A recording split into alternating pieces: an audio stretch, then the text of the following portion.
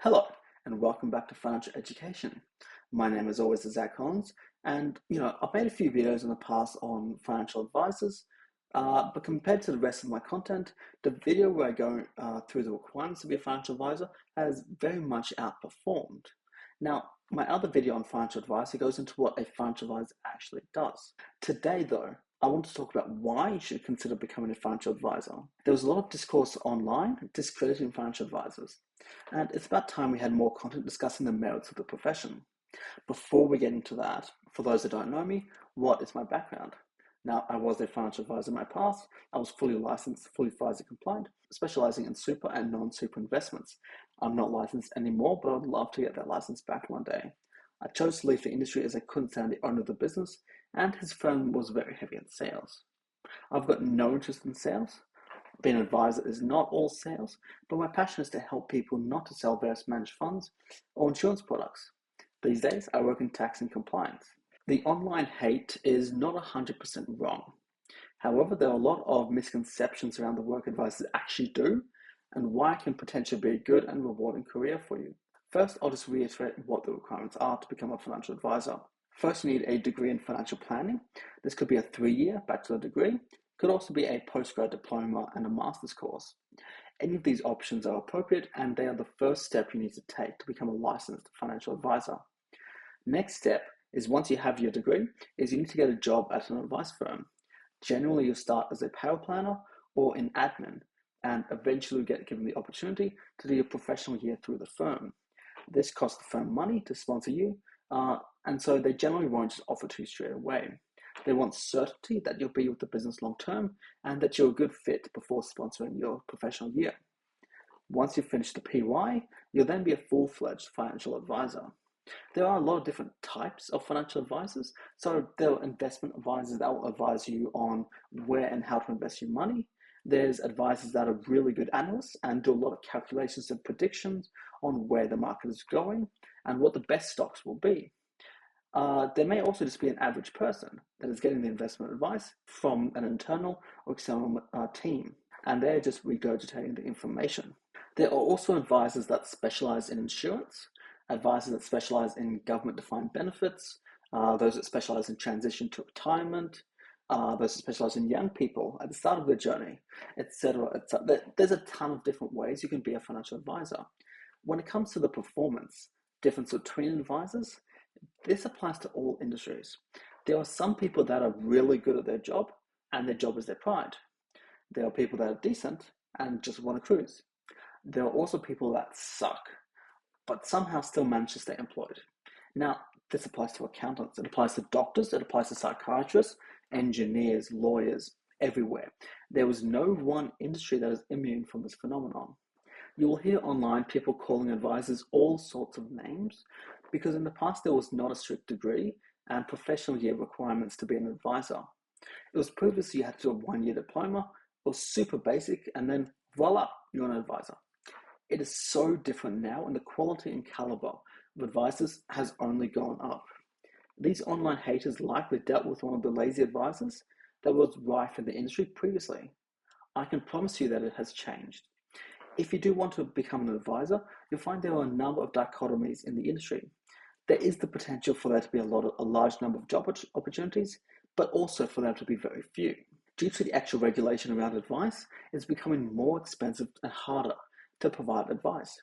This is resulting in a large number of advisors leaving the industry.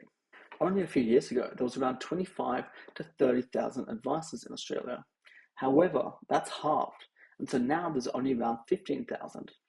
Due to this, there are a lot of firms that are crying out for advisors as they have either lost staff to the education requirements or they don't have enough staff to support their new clients that have now moved over to them from other advisors that are leaving the industry. There are also firms that are closing down completely because maybe there are 1 or 2 advisor firm and they can no longer meet that education requirement. Or the type of clients that they serve are so low value that they're no longer making any profit and thus they're thinking it's not worth their time and are leaving the industry.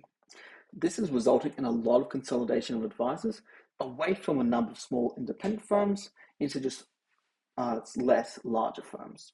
And depending on whether these large firms exist in your local area, will affect future job prospects.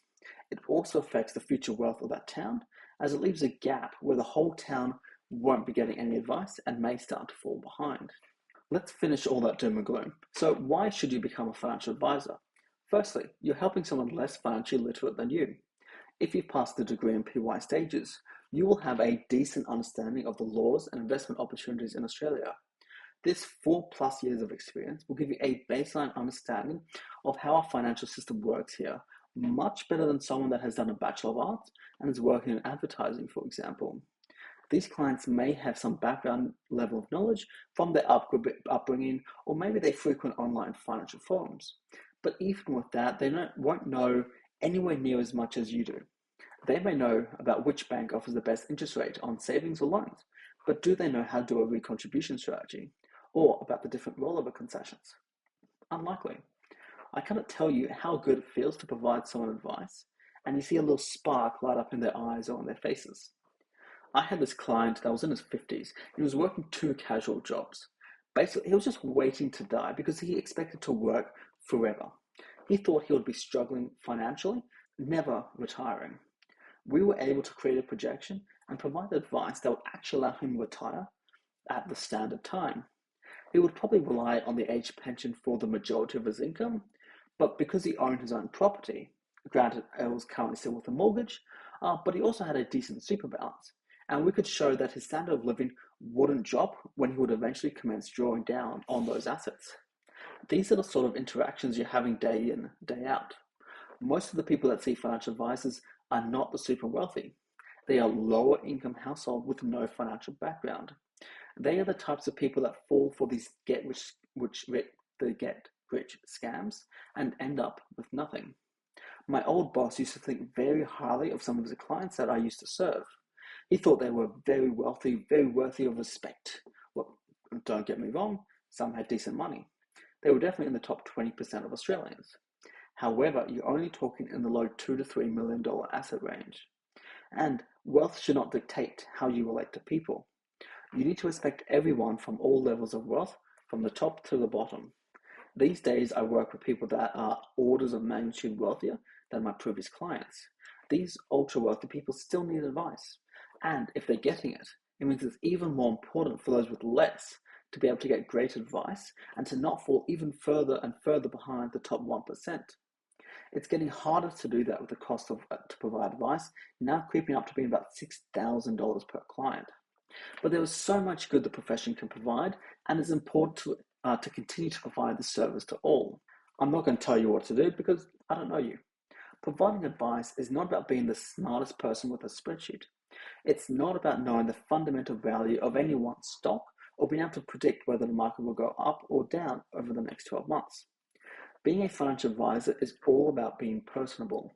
It's about getting to know the client on an intimate level and being able to help guide them on their journey. It's a little bit like being a carer. You're there making sure they're able to continue living their life as they have been and just doing the little things on the side, guiding them to make sure nothing major interrupts their standard of living. If this sounds like the sort of work you'd enjoy, I implore you to go look at your local university and see whether they have a degree in financial planning. Go call your local advice firm, see if they have any vacancy for power planners or client service officers, as a way to dip your foot into the industry before jumping in with a full degree. Power planners and CSOs don't need any specific education, but it's all internal training, so you don't need to feel like you need to know everything before you start applying for these jobs. Hopefully, I've been able to help you get a better understanding of the benefits of becoming a financial advisor and why they are so important to our society. If you have any more questions, please feel free to drop a comment below and answer if I can. Thank you guys so much for watching, and I'll see you all on the next one.